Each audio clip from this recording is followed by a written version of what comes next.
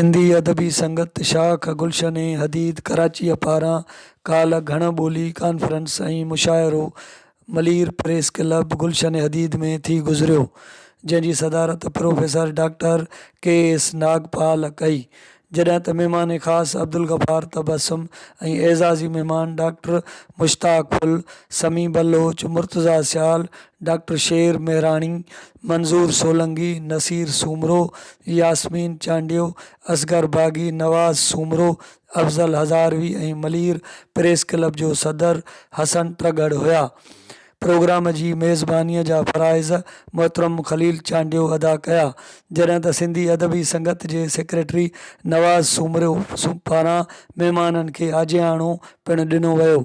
उन मौक़े ते नाम्यारनि शाइरनि जमशेद ज़ोराणी, मंज़ूर सोलंगी, अदल सोलंगी, साजिदा मेमण, अफ़ज़ल हज़ारवी ऐं ॿियनि पंहिंजो कलाम मादरी ॿोलियुनि ते मकाला ऐं मुस्तक़बिल में दरपेश ॿोलियुनि जे ॾुखियाईनि ऐं उन जे हल जो पिणु ज़िक्र कयो। डॉक्टर मुश्ताक फुल उन मौक़े ते ॻाल्हाईंदे चयो त सिंधी अदबी संगत वटि इहो एज़ाज़ आहे त उन हमेशह मादरी ॿोलियुनि ते कॉन्फ्रेंसूं, मुज़ाकरा ऐं मुशाइरा कराया आहिनि ऐं सिंधी ॿोली क़ौमी ॿोलीअ लाइ पाण पतोड़ियो आहे।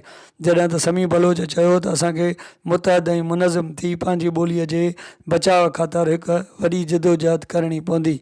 डॉक्टर शेर मेहराणीअ चयो, जेसीं ताईं असां पंहिंजी ॿोलीअ खे टेक्नोलॉजीअ ताईं न पहुचाईंदासूं तेसीं ताईं सिंधी ॿोलीअ खे मार्केट जी ॿोली नथा बणाए सघूं ऐं ॿोलीअ खे बचाइण जूं सद तदबीरूं को नतीजो ॾेई न सघंदियूं। नाम्यारे शाइर अब्दुल गफ़ार तबस्सुम चयो त माउ जी ॿोली एहसासनि ऐं जज़्बनि जी ॿोली आहे। अहिड़ा जज़्बा जेकी हिकु माउ ऐं उन जी औलाद जे विच में हिकु ख़ासि रिश्ते जो तयन कनि था।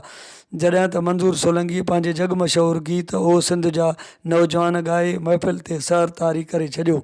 सिंधी अदबी संगत कराचीअ जे राब्ता सेक्रेटरी असगर बागी चयो त जेसीं ताईं सिंधी ज़बान खे कंप्यूटर जी ॿोली न बणाइबो तेसीं ताईं दुनिया जे ॿियनि ॿोलियुनि सां कुल्हो कुल्हे सां मिलाए बीहणु ॾुखियो थी पवंदो। सदारती तक़रीर कंदे प्रोफेसर डॉक्टर के.एस. नागपाल चयो त जेसीं ताईं सिंध जो माण्हू प्राइमरीअ जा 5 दर्जा पंहिंजे ॿारनि खे सिंधीअ में न पढ़ाईंदो तेसीं ताईं उहो ॿारु, उहा क़ौम सियासी, समाजी ऐं मुआशी तौरु तरक़ी नथी करे सघे। ईअं घण ॿोली कॉन्फ्रेंस ऐं मुशाइरो पंहिंजी पुॼाणीअ ते पहुतो।